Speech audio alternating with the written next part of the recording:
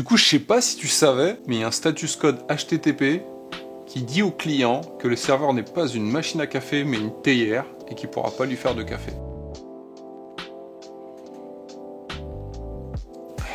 toute façon, je bois du thé. Salut mon pote, aujourd'hui je vais essayer d'en savoir plus sur les status codes HTTP. Si ça t'intéresse, je t'invite à t'installer confortablement parce que je vais te partager tout mon processus de recherche. On essaiera de se poser la question de savoir si on a besoin de connaître tous les status codes HTTP et aussi de savoir à quoi ça peut te servir dans ta carrière de dev. Si c'est la première fois que tu arrives ici, moi c'est Tony Go, je suis software engineer chez Payfit. À côté de ça, je fais un peu d'open source et de freelancing. Et sur cette chaîne, je te raconte mon aventure dans la programmation. Cette vidéo, elle part un peu du fait que j'en avais marre de mettre des statuts 200 sur les réponses de mes API, parce que je connaissais pas les autres statuts comme il fallait. Je savais pertinemment qu'il y avait des statuts qui disaient que le contenu a été créé, ou alors qu'on retourne pas de contenu. Ça faisait des mois que je me disais qu'il fallait que je fasse une repasse sur ces codes de statut, et je crois que le moment est venu. Alors il y a 3 semaines, j'ai sorti une vidéo sur les verbes HTTP, et dans cette vidéo j'ai parlé un peu du protocole HTTP et de cette histoire de client-serveur, donc je reviendrai pas dessus sur cette vidéo. Donc si jamais c'est des notions que tu connais pas très bien, je t'invite à mettre cette vidéo en pause, cliquer sur le lien que tu as ici et revenir par la suite. Le gros problème quand tu as envie d'aborder un sujet comme celui-ci, c'est d'aller trouver les bonnes sources. En vrai, c'est pas si difficile que ça en ce qui concerne HTTP, parce que pour ça, on a les RFC. RFC, c'est l'acronyme pour Request for Comment. C'est une série de documents qui sont tous numérotés. Par exemple, la RFC que j'ai le plus utilisée pour cette vidéo, c'est la RFC 7231, section 6. Et ces documents-là décrivent tout un tas de spécifications de tout ce qui touche à Internet. Le truc, c'est qu'en général, quand tu dis RFC aux gens, tout le monde se met à faire des têtes de ouf, tout le monde se met à flipper.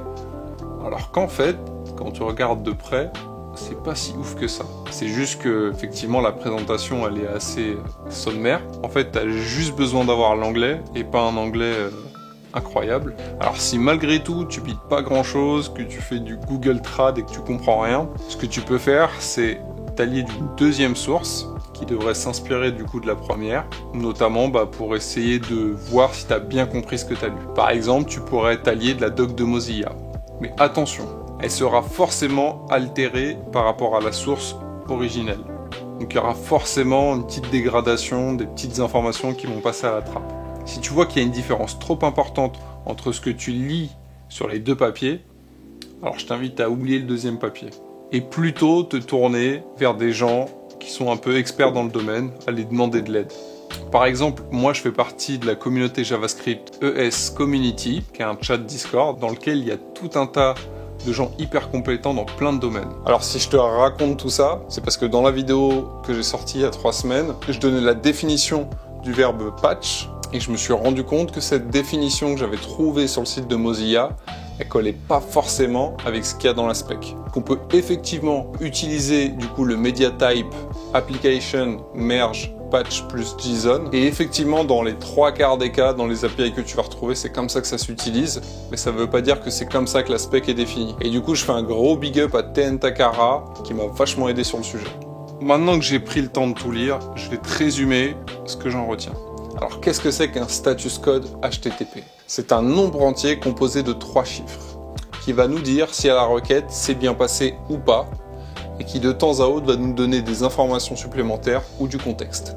On va retrouver 5 classes de status code HTTP. Alors pour reconnaître et pour savoir à quelle classe appartient un code, il suffit de regarder le premier chiffre. Alors la première classe, c'est ce qu'on appelle les status codes d'information, qui commencent avec un petit 1, et donc c'est tous les codes 100, 101, 102, 103. Ce qui veut dire que la requête a bien été reçue et qu'elle continue son cours. Et donc là, je vais te parler de 2 codes. Le premier, c'est le code 100 continue. Donc ça indique que la requête a été reçue, que jusque-là, tout se passe bien, que le serveur n'a pas rejeté la requête, donc le client peut continuer à gérer la requête comme prévu. Alors il se peut que le client rajoute dans son header un champ expect. Il va indiquer au serveur ses attentes particulières pour traiter la requête. Dans ce cas-là, La réponse 100 voudrait dire que le serveur est prêt à recevoir le reste de la requête, le payload, le body. Ensuite, on a le code 101, Switching Protocols. Donc ça indique que le serveur a compris la requête, qu'il va la traiter, mais qu'il préfère changer de protocole. Dans le header de cette réponse, on trouvera le champ Upgrade qui va contenir les informations sur le protocole sur lequel on veut switcher. Et on va partir du principe que le serveur répond ce genre de statut quand c'est avantageux de le faire. La deuxième famille de catégories, c'est les réponses de type 200 qui vont être des codes de succès. La requête a été reçue, comprise et acceptée. La première, donc c'est la réponse 200. OK, c'est tout. En fait, elle veut juste dire que la requête s'est bien passée et que tout s'est bien exécuté. Ensuite, on a le status code 201, Created, qui indique que la ressource a bien été créée. Et typiquement, on aura dans le payload de la réponse la ressource créée. Ensuite, on a le code 202, ce qui veut dire que la requête a été acceptée, qu'elle est en cours de traitement, mais que ce n'est pas encore fini. Ensuite, on a le status 204, No Content. Ça veut dire que la réponse a été traitée, mais qu'il n'y a pas de contenu à retourner. Ensuite, la troisième famille, qui commence par le chiffre 3, c'est la classe des redirections. Ce qui veut dire qu'il y a d'autres actions qui ont besoin d'être exécutées pour compléter la requête. Alors on aura différents cas. On pourra indiquer que la réponse se trouve à une autre adresse, une autre URL. On pourra offrir au client la possibilité de matcher entre plusieurs ressources. On pourra aussi indiquer au client que finalement c'est une autre ressource. Et on pourra indiquer au client une ressource qui est déjà cachée. Donc là encore, je vous donne quelques codes. Il y a le code 300, Multiple Choices. Ici, le serveur notifie au client qu'il y a plusieurs représentations de la ressource qu'il souhaite acquérir. Et si le serveur a une représentation de prédilection, alors il pourra l'indiquer dans le header. Ensuite, on a le code 301, ce qui indique que la ressource a été assignée à une nouvelle URL de manière permanente. On a aussi le code 307, qui est comme le précédent, mais qui indique que cette redirection est temporaire. Alors, on a aussi le code 302, qui propose à peu près la même chose, sauf que dans le code 307, on ne changera pas la méthode HTTP. Si j'ai fait un GET et que je me mange une 307, je vais refaire un GET, ce qui n'est pas forcément le cas dans le cas d'une 302. La quatrième famille, les codes qui commencent par un chiffre 4, c'est les codes d'erreur client. Ce qui veut dire qu'il y a soit une erreur dans la requête, ou alors que la requête ne peut pas être traitée, mais pas parce que le serveur ne peut pas la traiter, parce qu'il y a sûrement un problème avec le client. On va voir les types de problèmes qu'on peut rencontrer. Donc, le premier code, c'est le code 400, Bad Request, pour dire que la requête ne peut aboutir, car le serveur perçoit une erreur de la part du client. Ensuite, il y a l'erreur 401, Unauthorized, ce qui indique que le client n'est pas authentifié, et que du coup, pour atteindre cette ressource, il faut être authentifié. Ensuite, il y a l'erreur 403, Forbidden.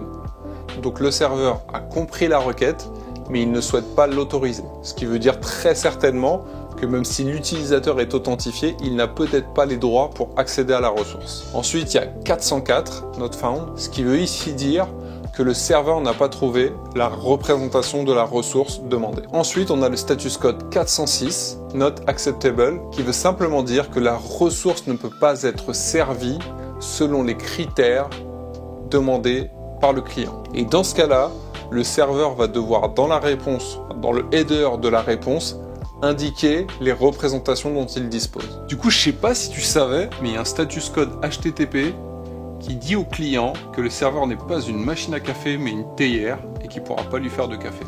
D'ailleurs, s'il y a des connaisseurs parmi vous ou des petits curieux, j'aimerais bien savoir s'il y en a qui savent quel est le code HTTP qui dit que le serveur est une théière. J'ai laissé un petit indice dans la description, je vous laisse me dire ça dans les commentaires. La dernière classe, ce sont les erreurs de type 500, qui sont cette fois-ci des erreurs serveur. La première, erreur 500, internal server error, elle indique au client que le serveur a rencontré un problème inattendu et qu'il ne peut pas traiter la requête. Donc ça, c'est vraiment quand tu as un problème côté serveur, tu n'arrives pas à accéder à une base, il y a quelque chose qui fonctionne pas dans ce que d'habitude tu devrais pouvoir utiliser pour faire ta requête. À ce moment-là, tu renvoies une 500. Ensuite, on a l'erreur, on a le status code 501 qui dit tout simplement que le serveur n'a pas implémenté la feature demandée pour traiter la requête. Ça pourrait être un serveur qui supporte pas tel verbe HTTP ou que sais-je. Aussi, on a l'erreur 502 bad gateway. En fait, ça c'est dans le cas où le serveur agit comme un proxy. Donc on va demander quelque chose au serveur et lui, il va aller s'occuper d'aller récupérer une ressource pour nous. Et si le serveur distant ne répond pas, et bah du coup on va récupérer une 502. Au début j'ai pensé à vouloir énumérer tous les codes qu'il y avait dans toutes les différentes specs, et déjà ça me gonflait de le faire. Et deuxièmement, je trouvais que c'était pas hyper pertinent en fait. Ce qui est le plus important dans cette vidéo, c'est de comprendre qu'on a des sources, qu'on peut s'y référer, qu'il y a différentes classes, et après, en fonction des situations dans lesquelles tu vas te trouver, bah, tu vas pouvoir aller chercher toi-même l'information. Du coup, on peut répondre par la même occasion à la question, est-ce que je dois connaître tous les codes de statut HTTP? Bah non. En fait, ça me fait penser un peu aux problématiques d'algo et aux mecs qui essaient de retenir toutes les structures de données par cœur pour pouvoir les recracher comme ça. Je me dis que c'est un truc qui peut s'acquérir sur le long terme et c'est plus d'essayer d'acquérir la gymnastique que d'être en mode robot à cracher les trucs sans trop comprendre ce qui se passe. Bon, alors finalement, à quoi ça sert tout ça? Si je reprends ma problématique du début, maintenant je vais être capable, vraiment en fonction de ce que je renvoie, de donner un maximum d'informations. En tant que back-end, je vais être capable maintenant d'envoyer des réponses avec beaucoup plus de détails et de précision que simplement mettre des 200 partout, ou alors dans certains cas ne même pas renvoyer de réponse et laisser notre framework gérer la réponse pour nous. Alors on peut comprendre que des fois c'est très bien géré par le framework, mais si un jour on doit prendre la main ou alors faire quelque chose de plus manuel, on serait un peu perdu. En tant que front-end, je vais être aussi capable de mieux interagir. Voilà, c'est-à-dire que si je reçois tel code, je saurais que tout de suite, typiquement tout à l'heure on a vu la réponse no content, je sais que quand j'ai ce status code là, je suis pas obligé d'attendre la réponse. J'ai pas besoin d'attendre un payload, de faire un response.json ou ce genre de choses là. Finalement, c'était vraiment dommage d'avoir une spec si détaillée, surtout que la RFC est très complète, et de pas s'en servir en fait. C'est comme avoir une voiture avec plein de fonctionnalités, mais finalement, on la laisse un peu à l'abandon, on a l'habitude que les frameworks fassent les choses pour nous, et on sait pas vraiment comment le web fonctionne. Pour le prochain sujet, j'ai plusieurs idées en tête. Notamment, c'est des idées qu'on m'a soumises dans les commentaires. Alors le sujet numéro 1, c'est les tests unitaires et les tests de composants. Donc j'imagine que c'est des composants React, ce dont on parle.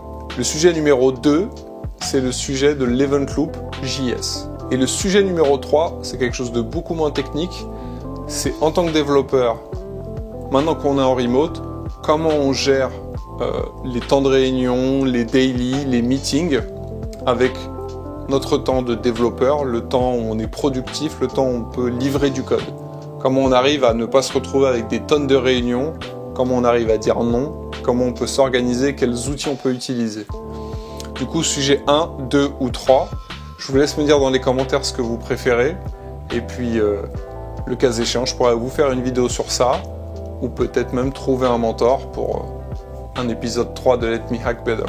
Je vous souhaite du coup de passer de bonnes fêtes de fin d'année, de la réussite, à très vite, love, des bisous, des bisous. Voilà. Bonne chose de fête. Voilà.